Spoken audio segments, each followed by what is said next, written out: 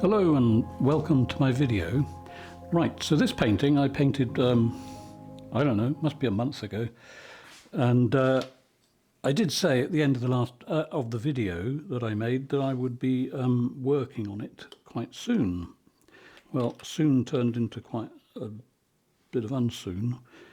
So anyway, I'm back.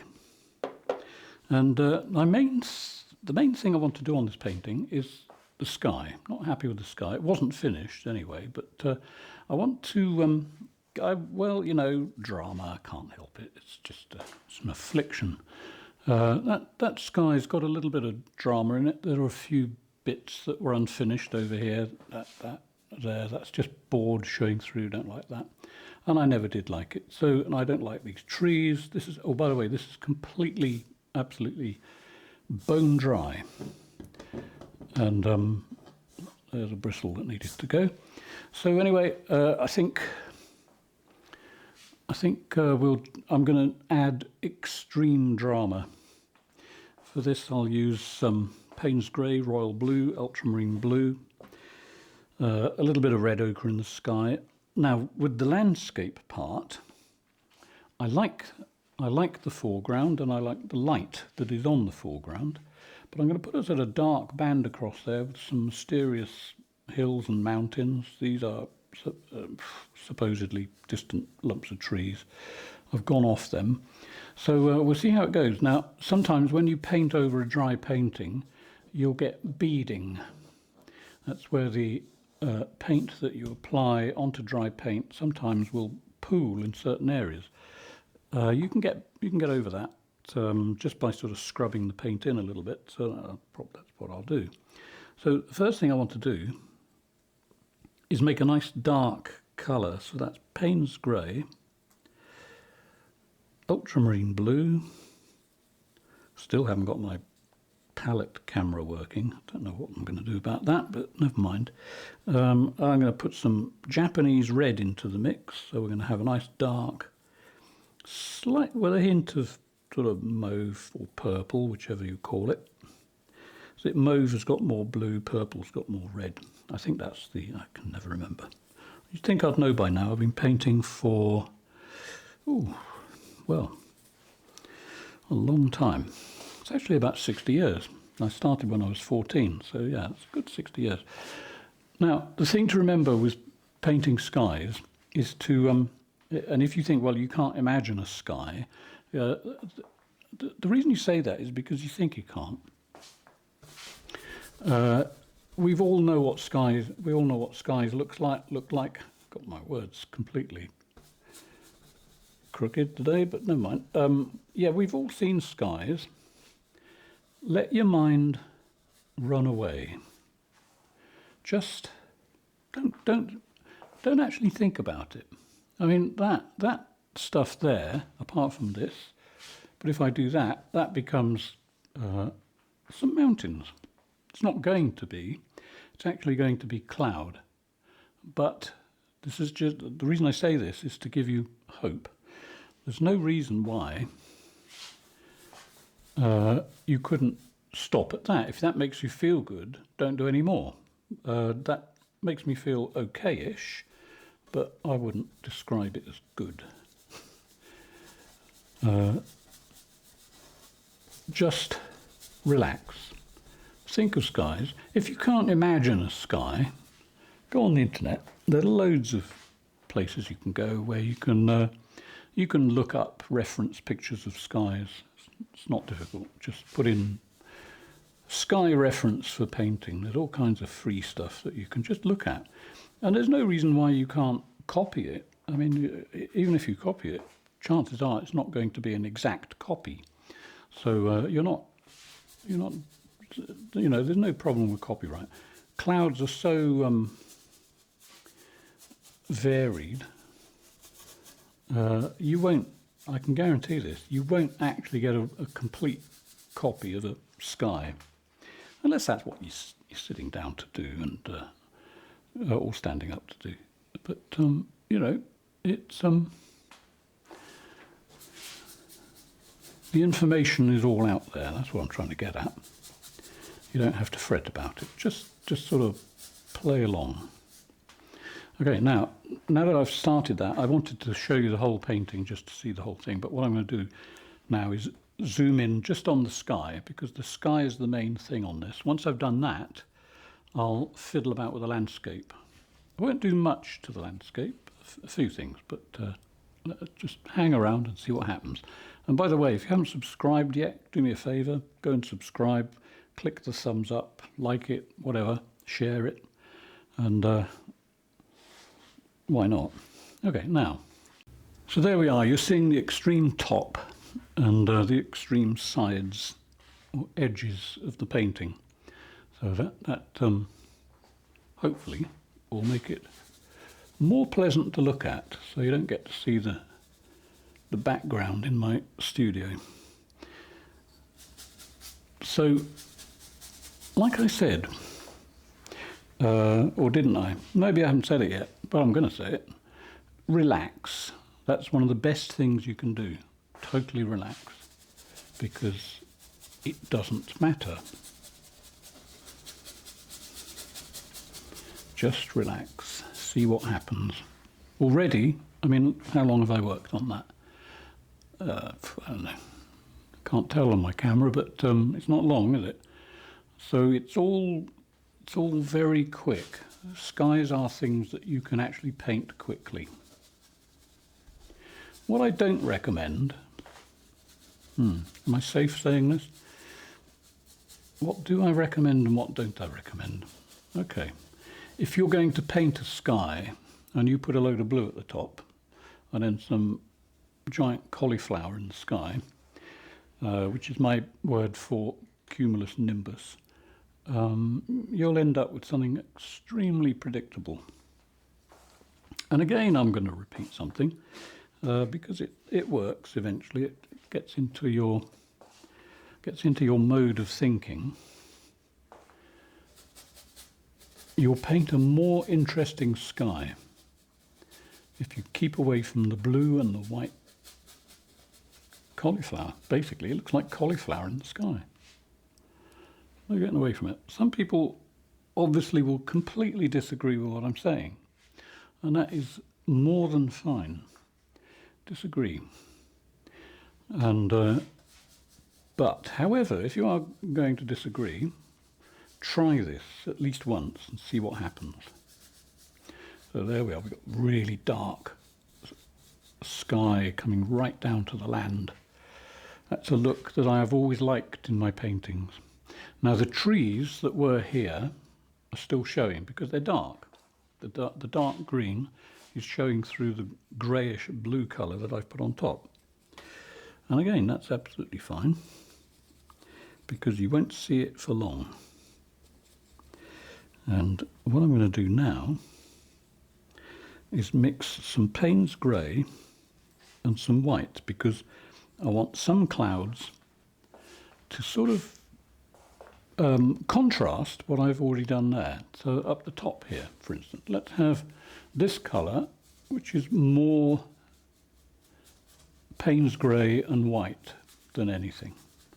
And let's just have a little bit of cloud up there, a little bit of dark cloud.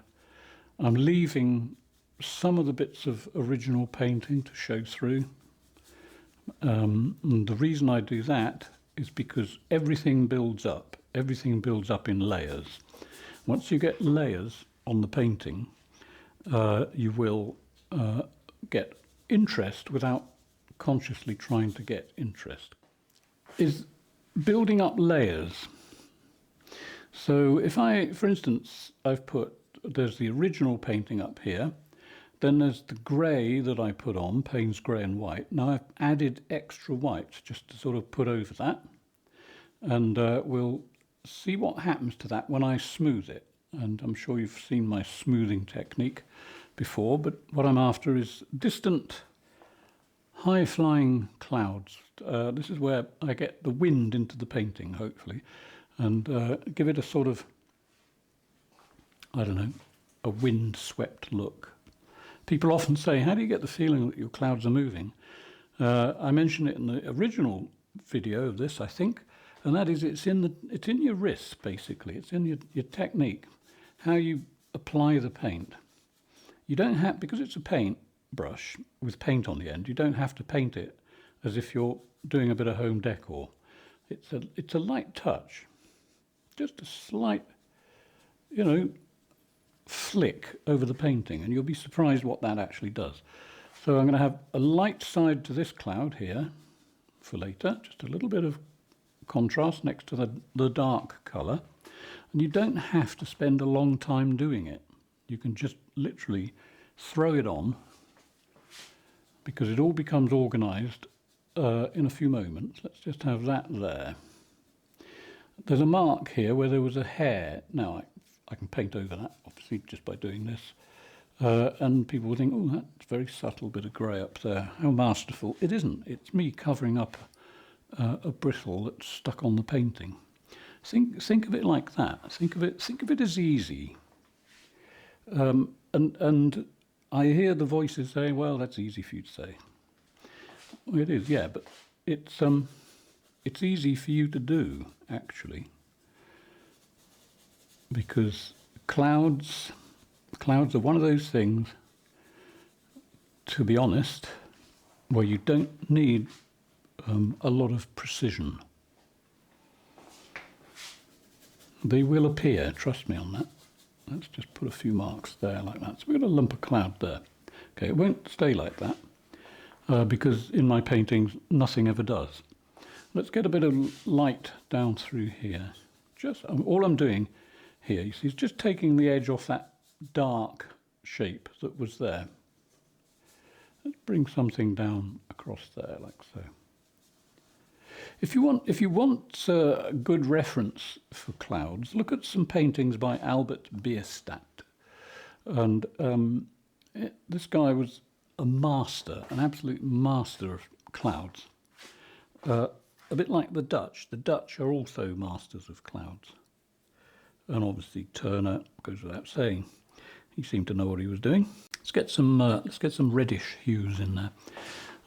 Yeah, look at Bierstadt clouds. They are truly monumental. They just have a presence, I suppose.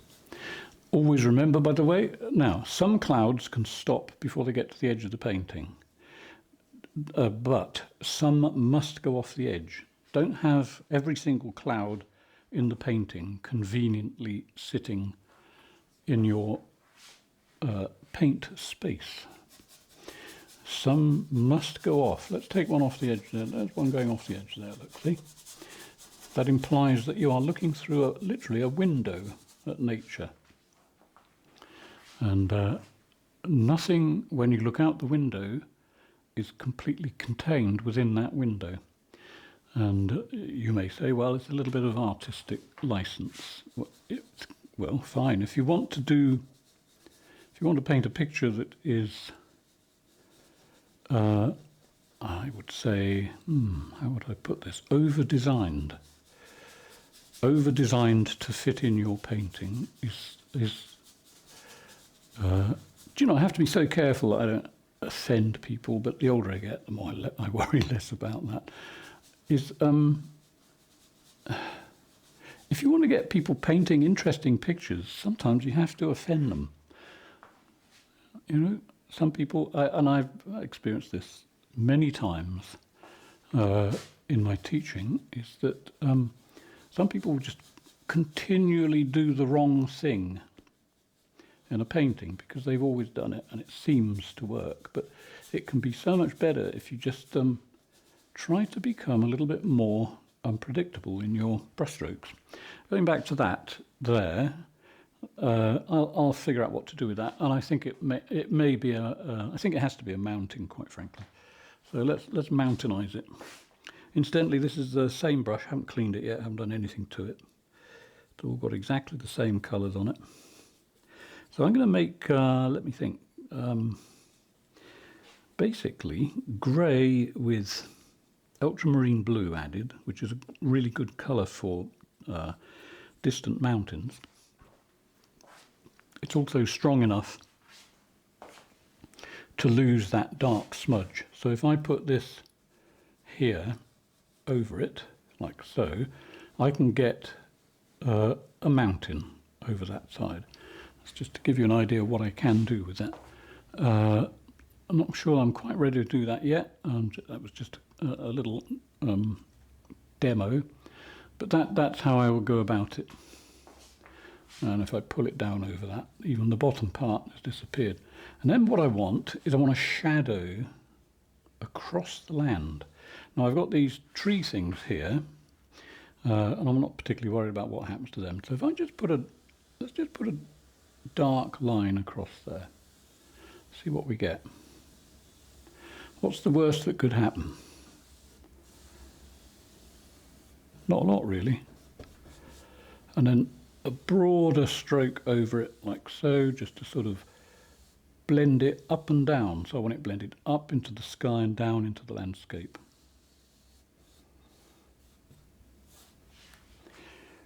Okay, so what are we going to do next? We've got that dark shadow on the distant horizon, and we've got a lot of light on the land in the foreground, which is something I've always liked in paintings.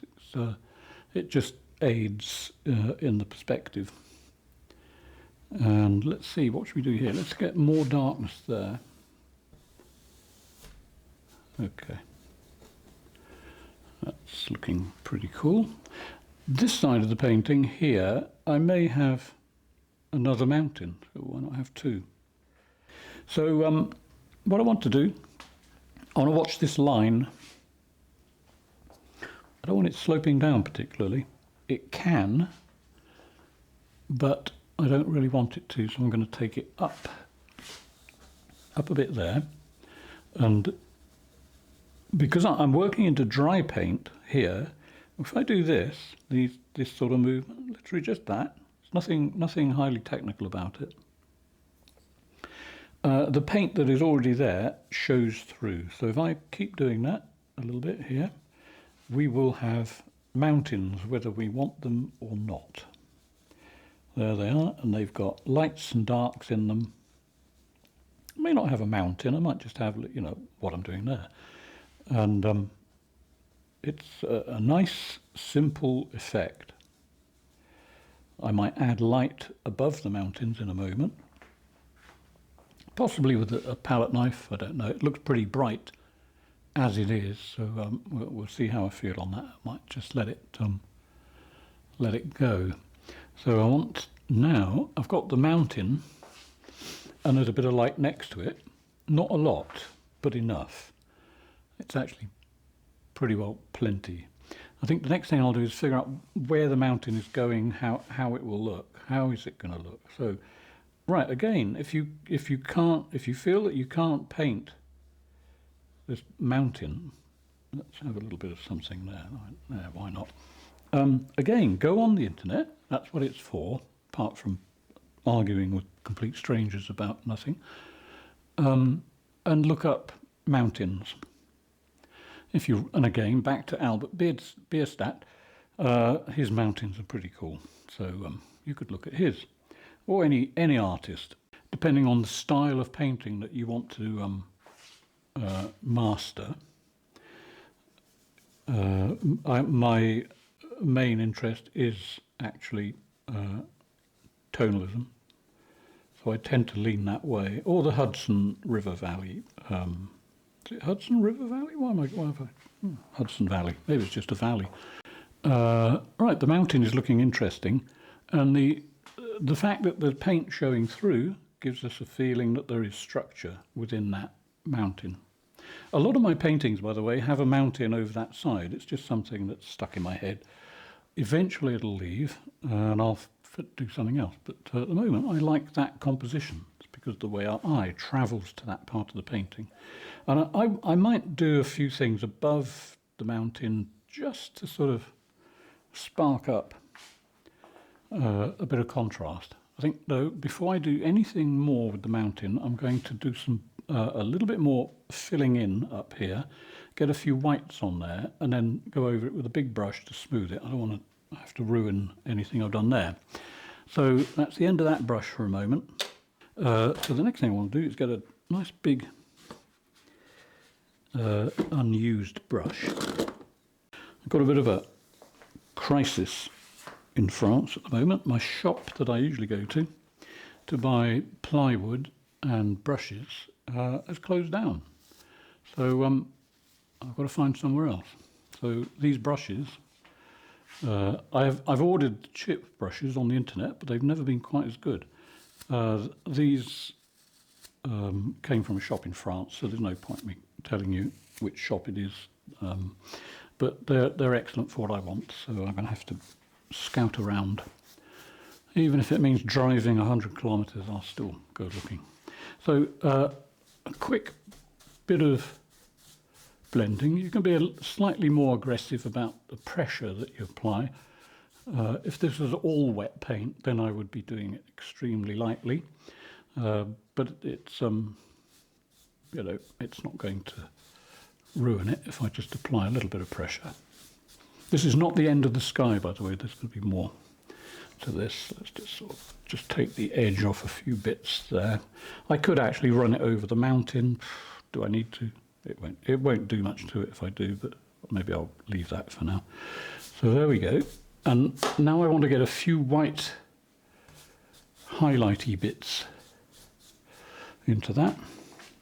And remember what I said? You can do this really quickly. You don't have to spend weeks and weeks working on a sky. So I'm going to, what am I going to do? I'm going to connect the shadow, connect it to the mountain, or maybe, yeah, why not? I'm going to use it, right, I'm really low on small brushes, and ridiculously low. In fact, I don't have any. I mean, I have other brushes, but I suppose I could use one of these. I've got a few fan brushes, these things. Again, these are dirt cheap. The manufacturer is so ashamed they don't even put their name on the handle. But this is bristle. It doesn't have to be a soft squirrel hair type brush or anything like that. You can use bristle because the big brush makes it look as though you're using a soft brush, and of course I'm not. I very rarely, not for years now, have used a soft brush. So a bit of white on here with no oil. I'm not adding any oil to this. The only time I used oil when I was mixing up the general greyish colours. So there's a bit of titanium white on there. Looks good against the dark, so you sort of know what to expect. Let's have what should we have? Just sort of looking at my painting from a distance. Let's have some light that is sort of catching the edge of that cloud. Again, you see, I'm not being precise. All I'm doing is just a few hints. Let's just have a hint of a bit of light on the edge of that cloud there, and then it reflects behind. The light is obviously coming across this way somehow. Don't be too fixated on where the light is. Generally, yes, but even though light may hit the cloud here, the dark part of the cloud may be having light that is bouncing from somewhere else. It comes from all angles. As I said, don't get too fixated on that. I think we'll have something there, a little sort of dent in the clouds.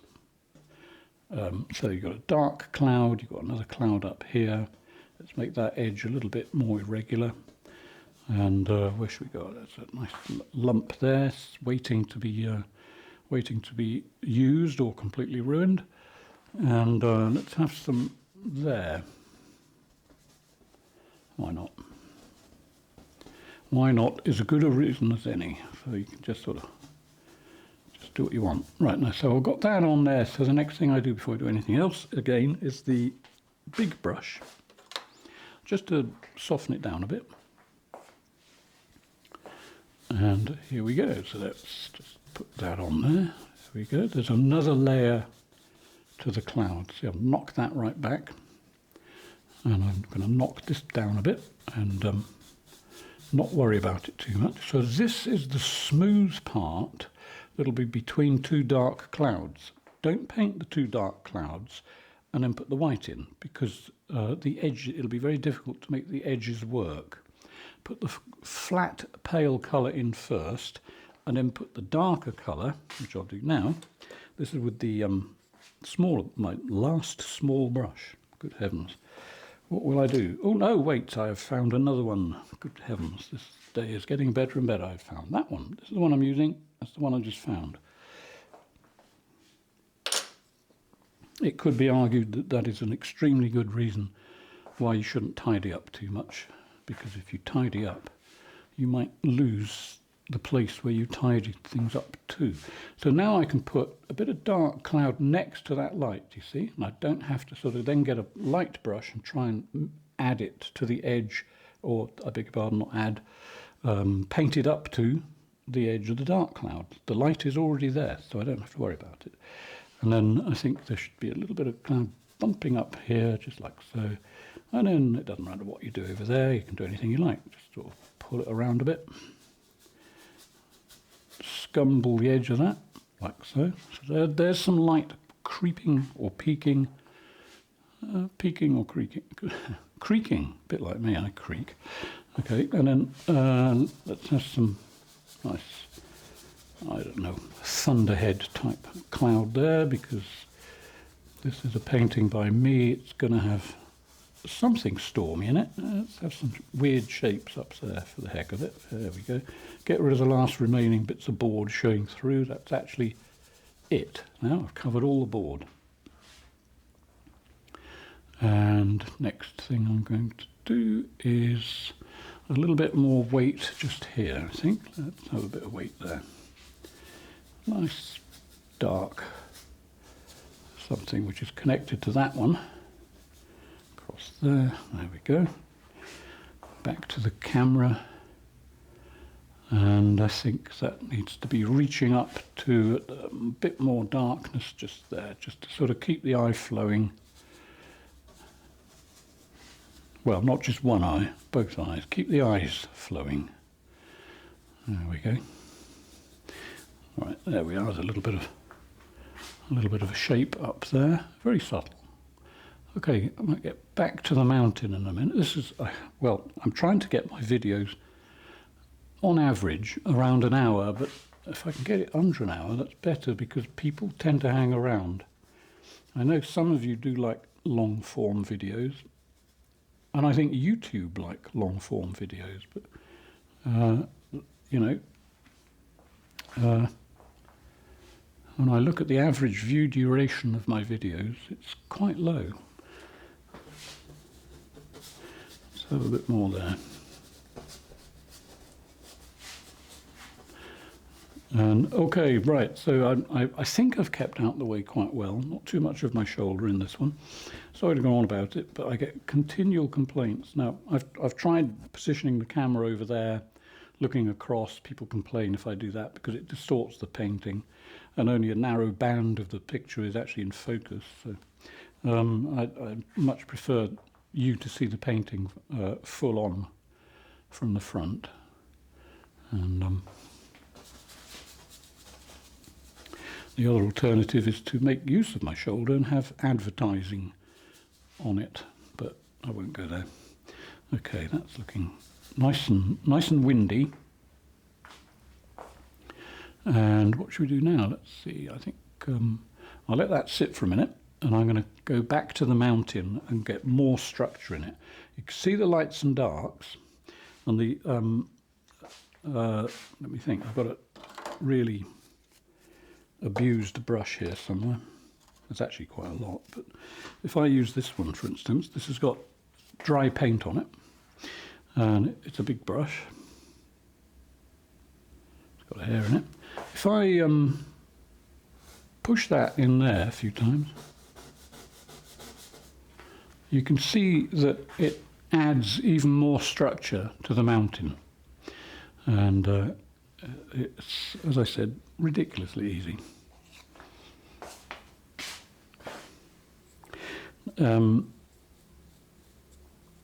The thing to do to get you painting, which is my goal in life, to encourage people to paint, because in the long term it's extremely good for you.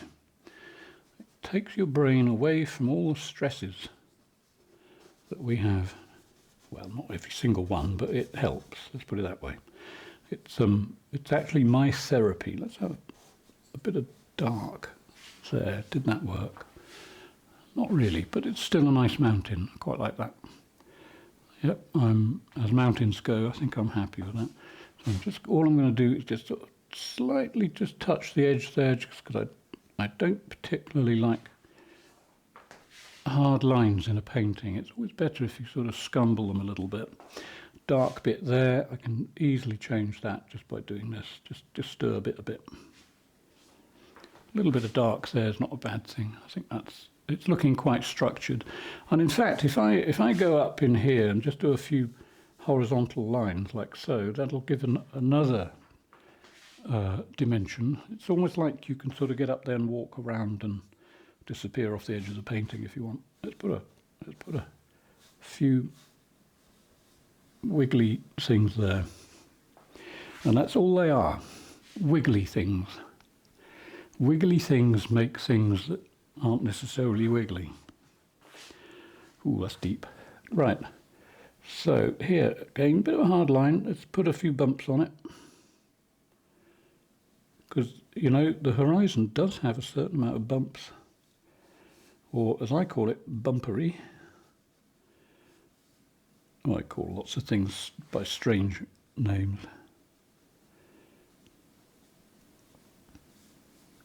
A little bit of accidental light showing through there. That's just the painting underneath, but funnily enough, I quite like that. Okay, over here, as we disappear off the edge, we've got our nice broken shapes, but I want to do a little bit more lifting up of the land just there. I'm going to do a little shout out for people, and that is that the reason I haven't painted is I have type 2 diabetes, and this is quite a new thing, and it basically stopped me painting because I just felt dreadful. However, it's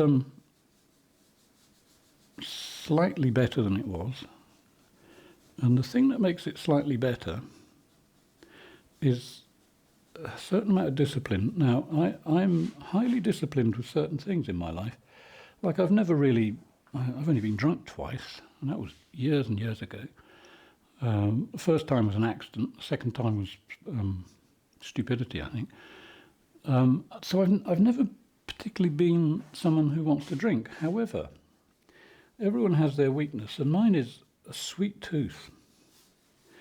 Now, they say that a sweet tooth, whoever they are, doesn't necessarily cause type 2 diabetes. It's generally, I think, eating too much fast food. Because when I worked in London, everything was so hectic. All I was interested in was keeping going.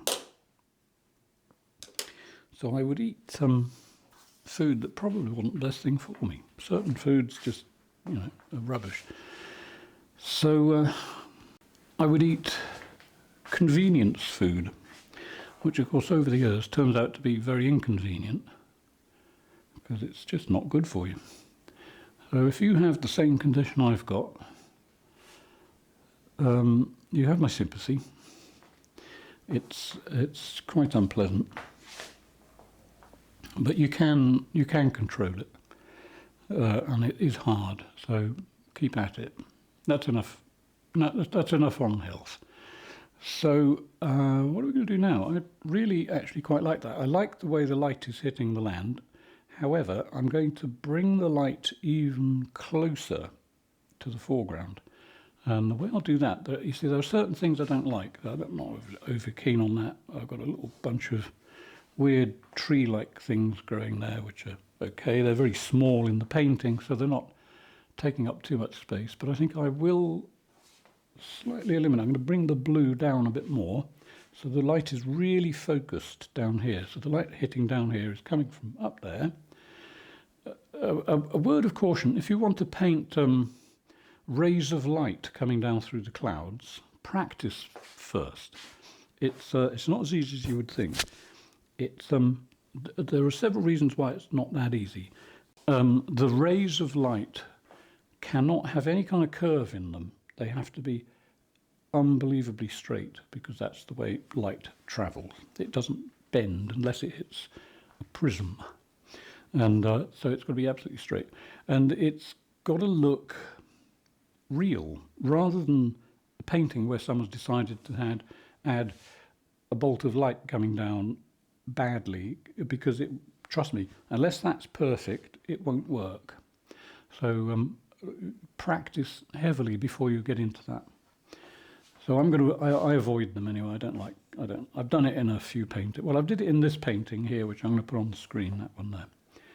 And I just got away with it, I think. So anyway, yeah, keep that in mind. It's try to do what comes easily.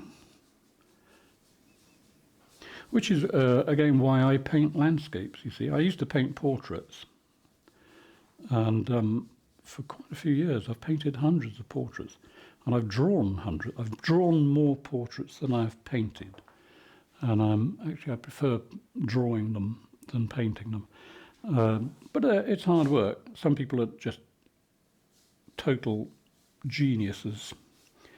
Is it geniuses or genii? Probably geniuses. Some people are a complete genius at painting portraits. I was not. I could draw a very respectable portrait, put a little bit of blue across that path.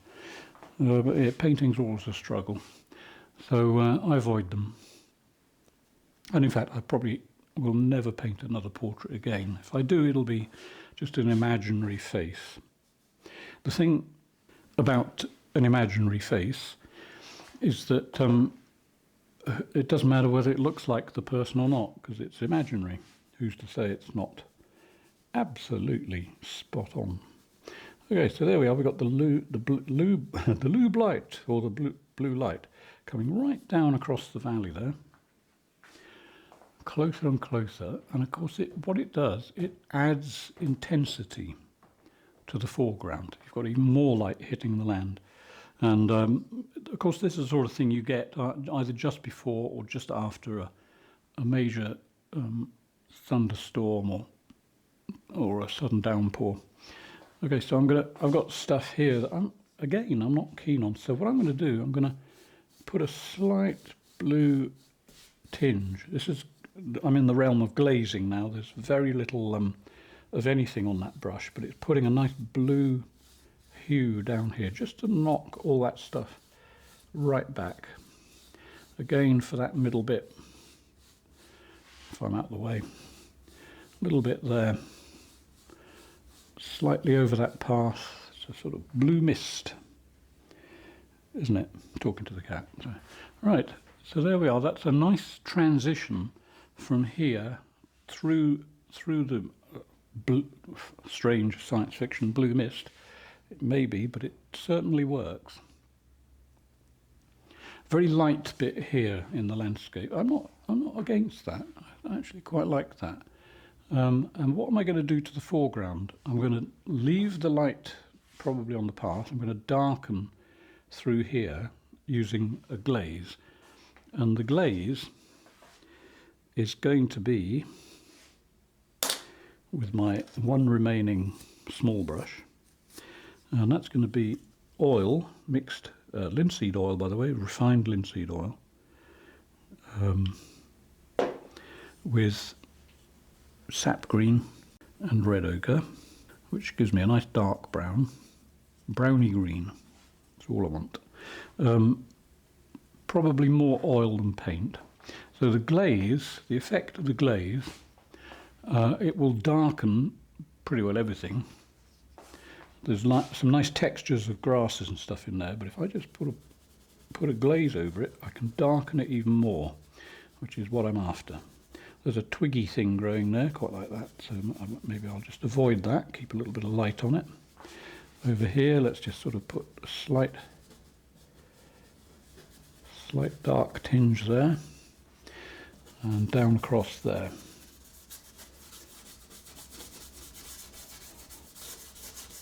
See, it's all texture, all it is. No careful painting of twiggy things, it's just literally varying textures. How does that look? Let's have another look in the camera. Good.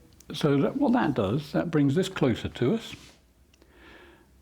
This is obviously the midground here, and it separates us from the distant stuff. It just, you know, it's adding layers of tone, which is what the world is made of.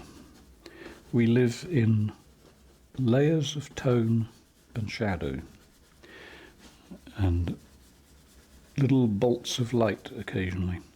The light bit, I'm thinking on the light bit there. Do I like it that much? Not necessarily. I think I'll just tone it down just a touch. So I'm just putting a slight greeny hue over that, because I don't think it was actually doing too much to the painting. That's it knocked down a bit.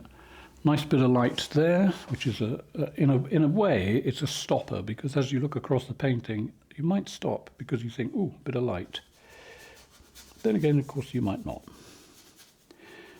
So there we go, there's some tone in the foreground down there on the right.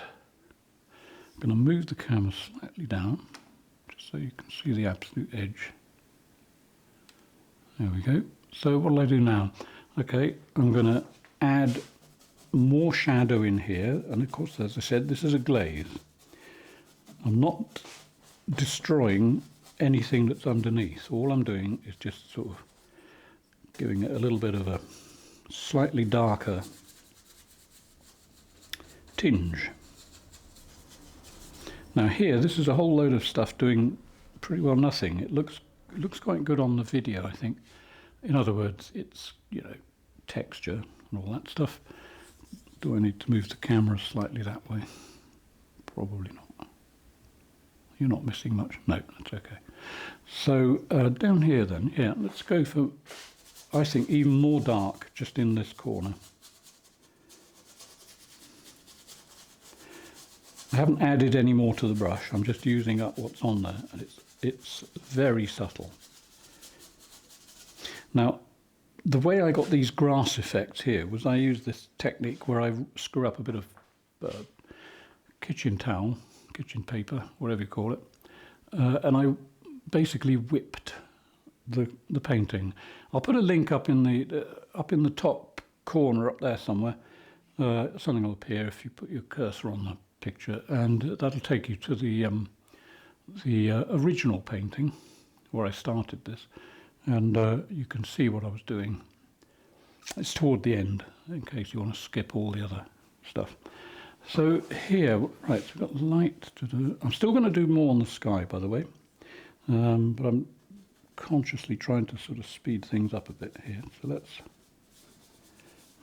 still not sure what to do in there. So over here, what should we do? Let's have, let me think. I've got some highly abused brushes here. Here's one. Oh, that's not abused enough. Let's get a more abused one. Okay, so if I get some, let's just try this. So I've got a tiny, and I mean tiny, there's a little bit of light on the, a little bit of white just there on the edge of this brush. So if I put that on the picture over here and push it upwards a few times, hardly touching it. Doesn't matter about the stuff below that line.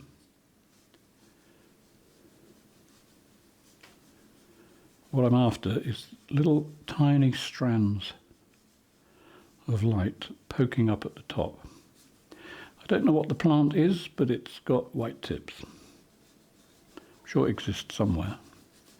In fact, usually when things appear in my paintings, they are from something I've seen at some time, even though I may not remember exactly where. Let's zoom in on that. Right, you should be able to see that better. So I don't want it just confined to the top. It's got to look as though the plant is coming from somewhere. If it's just on the top, you might think, well, it's either the tips of these plants.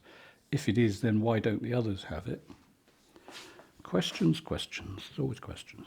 So what I'm going to do is just sort of encourage the viewer to think, well, yeah, they are coming from somewhere. So let's just gently bring them into existence. So that one that pokes up, a few little flicks. Flicks or flecks. How much do I like them? I don't know. Do I like them at all? Sort of. Let's just do that a few times and see whether it seduces me. Does it seduce me? Yeah, it's sort of okay. I can probably get away with that. I might just sort of smudge some of the bits below it for the heck of it, because if it works, it'll look nice. If it doesn't, then it doesn't matter. I can take it off. So, and if I was going to take it off, this is what I would do. I'd just get a piece of paper and just sort of knock it back a bit, dig my nail in a few times just to get some shapes. Yeah, I think that might work. Yeah, that's the rare white-topped whiteweed.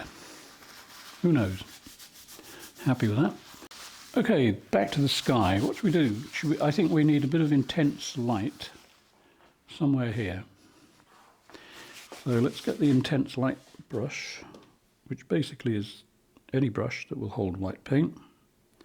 Don't have to sort of sweat about which brush you're going to use. It's just a brush. Again, that's going to upset some people. There's always something, isn't there? So let's have a nice lump of white there. I think let's just increase that. There we go.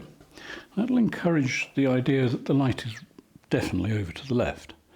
And it could be just under some of these clouds here. Let's just put a few bits there.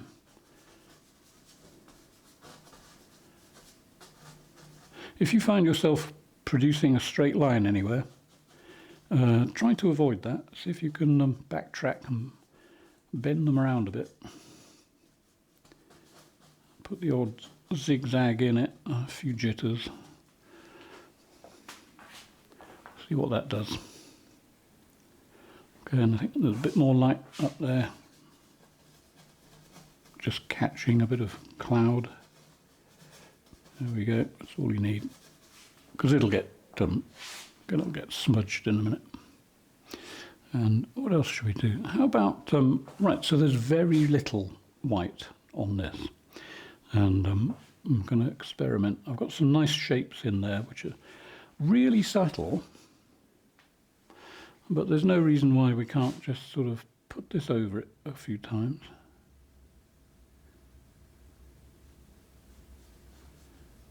And put a few marks in there.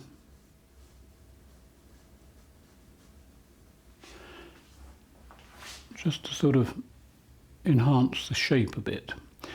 Flat mountains can look good in a painting, and of course the further away they are, the flatter they will look, because everything gets blurred over distance. But I think, yeah, a few marks there. That's okay. I think I can live with that. Flat mountains can look a bit over simplistic, I think. It's just my personal view. So we're not far from the end now, so I'm going to just do my usual spiel. I love that word, spiel. Have some spiel.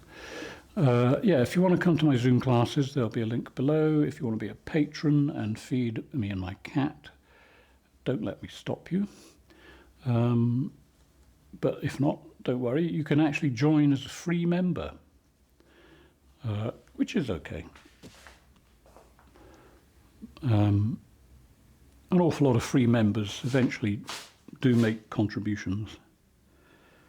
Some never do, but that's okay also. I don't really mind.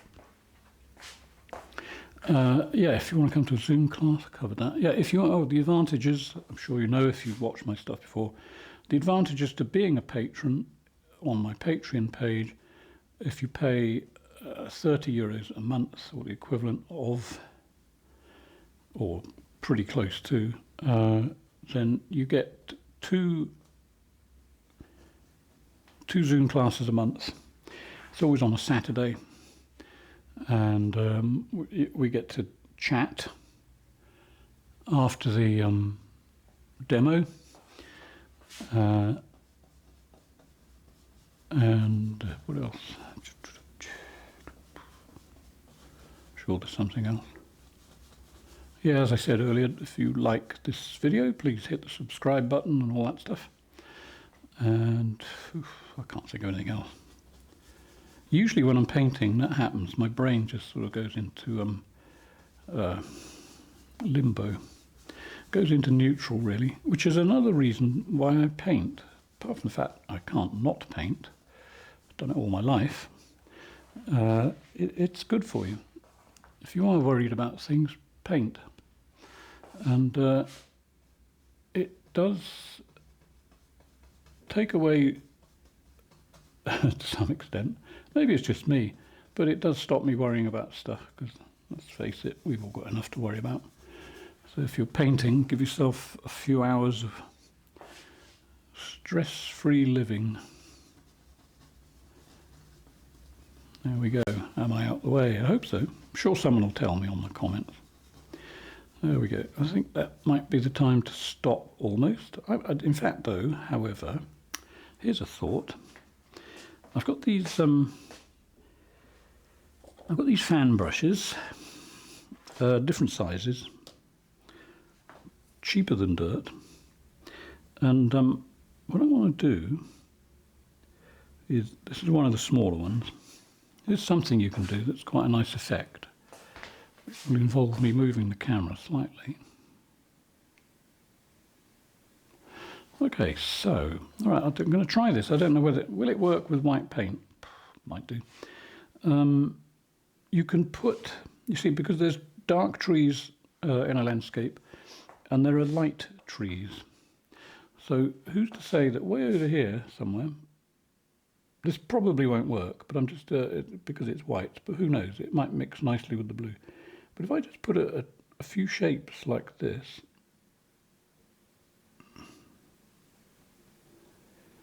okay, dangerous ground here, this could be highly embarrassing, although I usually get through it somehow. So what I'm doing there is I'm just doing a little hint of what could be lighter coloured trees. You see, trees don't have to be green, you see, from a distance. They can be all kinds of colours. Or maybe they're not trees, maybe it's something else, who knows. Anyway, it's just an experiment. If I just put those on there like so, and a few that just sort of bump upwards like that, okay, doesn't matter about, I mean, I'm keeping the amount of paint down. Double check, come out the way. Okay, now if I get the blurring brush, which one is it? It's not that one. It's the one that isn't crisp yet. And all I'm going to do now is to take the edge off them. Several ways of doing this. This is experimental. One is to just do this very lightly. I mean, very.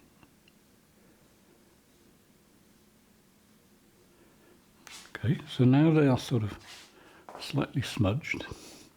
The next thing I'm going to do is a line across the bottom of them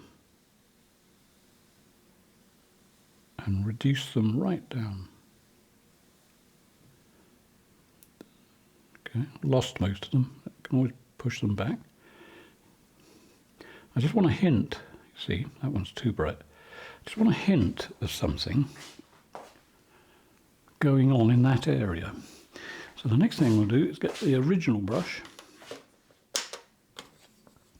which contains a sort of bluey grey colour, very similar to the colour that I'm working on. Okay, I did say this was experimental, didn't I? But if you don't experiment, you don't learn. And then I'm going to put that back in a few places, slightly stronger in others. I might leave that one. Why would I leave that? Because it takes your eye to it. That's the only reason. Let's have a bump or two coming down through there and then across.